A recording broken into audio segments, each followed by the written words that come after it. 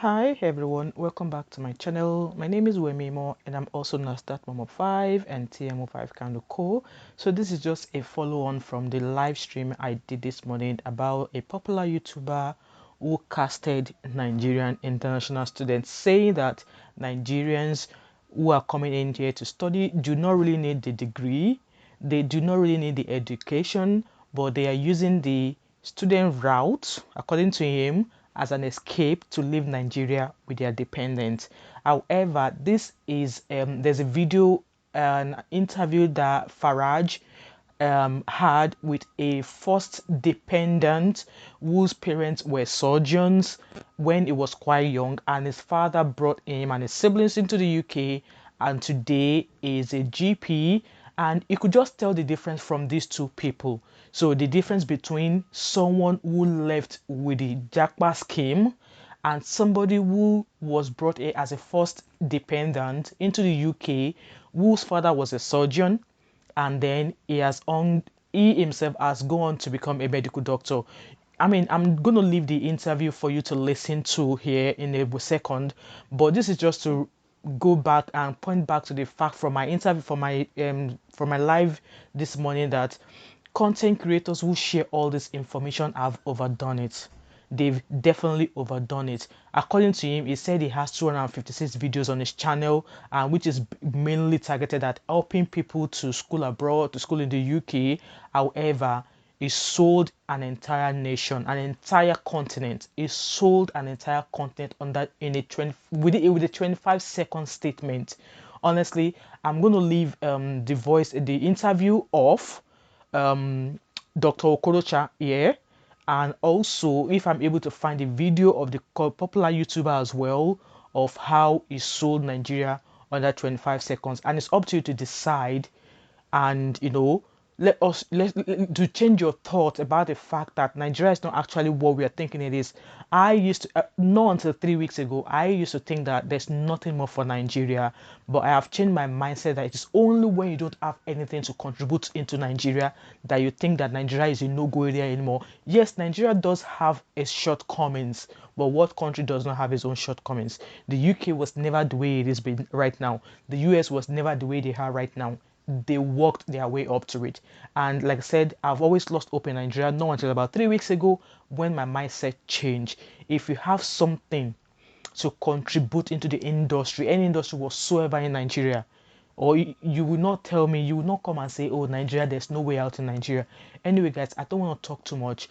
I'm just going to, the next clip is going to be showing you that interview between Dr. Okorocha and Farage, and then the YouTuber who sold us in 25 seconds.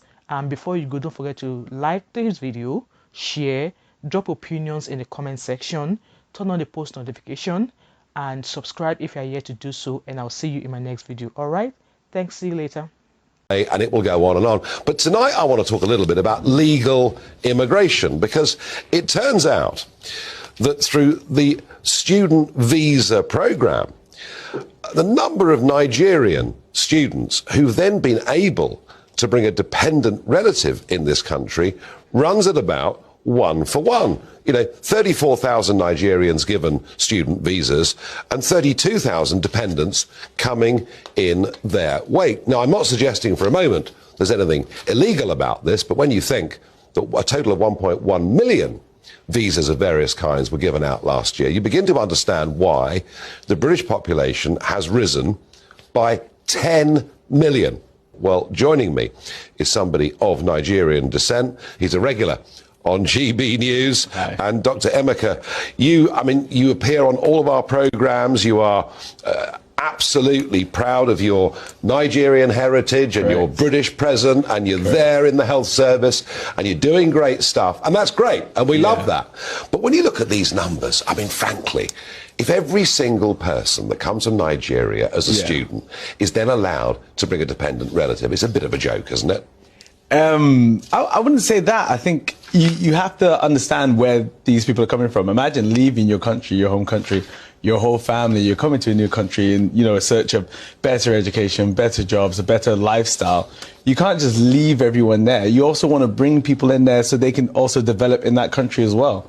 And being somebody who was a product of that, because when I came many, many years ago, my dad came as a doctor, as a surgeon, to come work here in the NHS. At that point, myself and my siblings, we were dependents. We were young. We couldn't work. We were just living at the time. We didn't have citizenship. We had to wait and get our British passports. And then we were able to go through the system.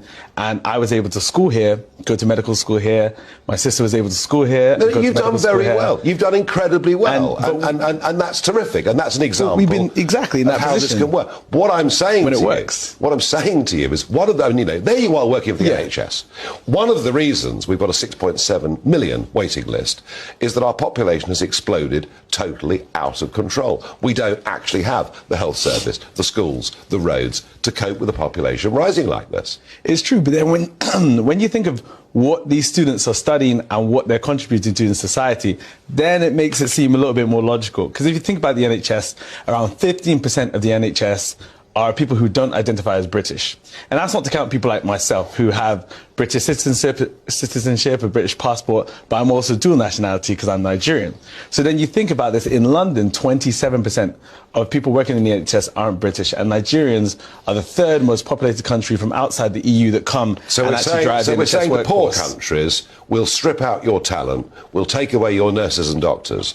They're probably more needed there, aren't they? Well, I wouldn't call them poor countries. I call them developing economies. And secondly, these people who come here and study here also have their opportunities to go home and give their talents back. So my plan, obviously, is to do a lot back in my country. I was trained here in the UK. I was fortunate enough to be given the resources to study here and work in the NHS, which is great. And then I've seen how healthcare systems can work, and then I'm trying my best to go back and implement them there too. You see absolutely no problem with this. Nigerian citizens accounted for 40% overall of all dependents who accompanied foreign students in the 12 months of the year. Does it strike you as a bit odd that one country should be 40% of all dependents that come accompanying students? No, I think it's because of our culture and how we see it. I think we really value it when it's very difficult for a Nigerian who's studying in Nigeria to be able to get a student visa or get a working visa here. And when we do, we want to obviously make the best of it. And that's providing a better life for yourself and your family, and thinking that your family can go through a system with the kids who have grown up here and develop and possibly give back to our country if we can. Well,